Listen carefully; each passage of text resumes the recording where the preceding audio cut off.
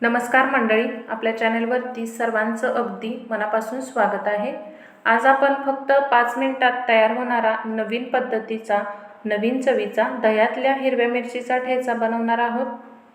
एकदा बनवून पाहिलात तर पुन्हा पुन्हा बनवाल हा ठेचा। हा ठेचा फक्त चवीलाच नाही तर योग्य पद्धतीने बनवलात तर 2 ते 3 दिवस छान असा टिकतो। भाकरीसोबत, पोळीसोबत, फुलक्यासोबत, पराठ्यासोबत किंवा वरण भातासोबत खाल्लात तर जेवणाची मजाच काही वेगळी आहे। चला तर मग पाहूया ही सोपी आणि झटपट अशी रेसिपी।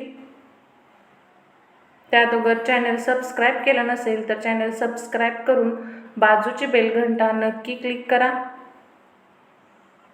त्यासाठी इथे मी हिरव्या मिरच्या घेतलेल्या आहेत। मिरच्या स्वच्छ पाण्याने धुवून घ्यायच्या आहेत आणि धुवून घेतल्यानंतर पुसून घ्यायच्या आहेत। पुसून घेतल्यानंतर त्याचे देठ काढून टाकायचे आहेत। पूर्ण मिरच्यांचे आपण इथे देठ काढून टाकलेले आहेत आणि देठ काढून मिरच्या पूर्ण निवडून झाल्यानंतर आपणाला घ्यायचं आहे एक छोटं मिक्सरचं भांडं।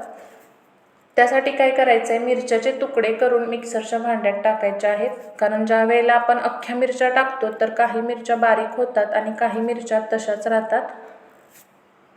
तर आपणाला मिरचीची पेस्ट जास्त बारीक करायची नाही, एकसारखी अशी करून घ्यायची आहे। त्यामुळे 2-2 तुकडे मिरच्याचे करून टाकायचे आहेत। नंतर 8 ते 10 लसूण पाकळ्या घालायच्या आहेत यामध्ये आणि जाडसर असं आपणाला हिरव्या मिरचीचं वाटण करून घ्यायचं आहे।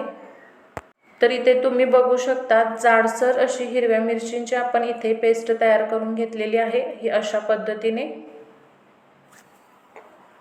नंतर घ्यायचं आहे पॅन आणि पॅनमध्ये चांगलं 2 चमचे तेल घालायचं आहे।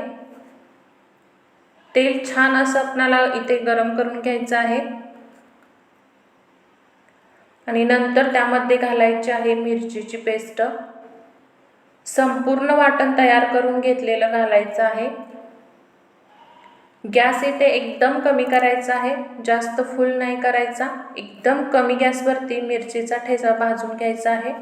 चांगलं 2 मिनिटं आपण मिरचीला भाजून घेणार आहोत। मिरच्या चांगल्या परतून झालेल्या आहेत तर या स्टेजमध्ये घालायचं आहे आपल्याला अर्धा चमचा हळद, 1 चमचा काश्मीरी लाल मिरची पावडर आणि अर्धा चमचा धना पावडर आणि याला चांगलं परतून घेतल्यानंतर घालायचं आहे आपल्याला इथे चांगलं 2 चमचे गोड दही।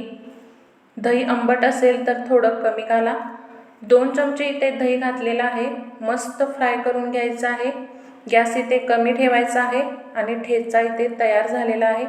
पण आपणाला थोडासा याला शिजू द्यायचा आहे दह्यामध्ये। जो दह्याचा फ्लेवर आहे तो ठेचाला लागतो, त्यावेळी तो ठेचा आणखी छान लागतो। मीठ चवीनुसार घालायचं आहे यामध्ये। तर आता आपला हा ठेचा रेडी झालाय, तुम्ही बघू शकता। मस्त असा रंग आलाय आणि ठेच्याचं टेक्स्चर सुद्धा बघू शकता। दही घालून फ्राय केलेला ठेचा खाताना तुम्हाला कळेल की कसा झालाय। तुम्ही पोळीसोबत, भाकरीसोबत, पराठ्यासोबत, भातासोबत, तोंडी लावायला कशासोबतही हा ठेचा वापरू शकता।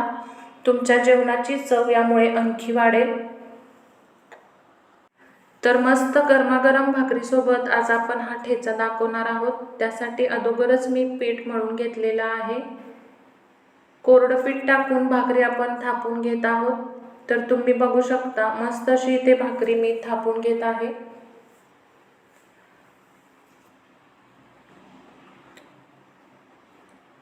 इथे आपली भाकरी थापून तयार झालेली आहे।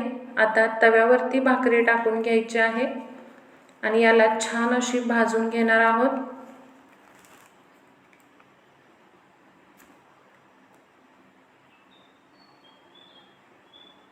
हा ठेचा करायला खूपच सोपा आहे आणि आजच ट्राय करा आणि स्टोअर करून ठेवा, खराब होणार नाही। 2 ते 3 दिवस तर आरामात असा टिकतो।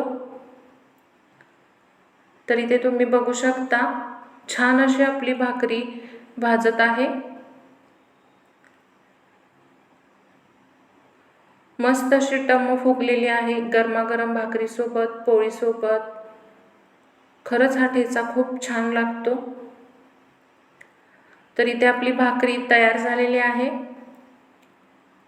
एका प्लेटमध्ये ही गरमागरम भाकरी आणि त्यावरती हा आंबट ठेचा, म्हणजे चटपटीत ठेचा म्हटलात तरी सुद्धा चालेल। असा हा मस्त ठेचा एकदा ट्राय करून बघा। मग कळेल हा ठेचा कसा झालाय। ही रेसिपी तुम्हाला कशी वाटली हे कमेंट करून नक्की सांगा। तुम्ही हा ठेचा कशासोबत खाणार आहात हेही कमेंट करून नक्की सांगा। अशाच पारंपरिक आणि झटपट रेसिपीसाठी चॅनल सबस्क्राईब करा आणि बेल आयकॉन दाबा।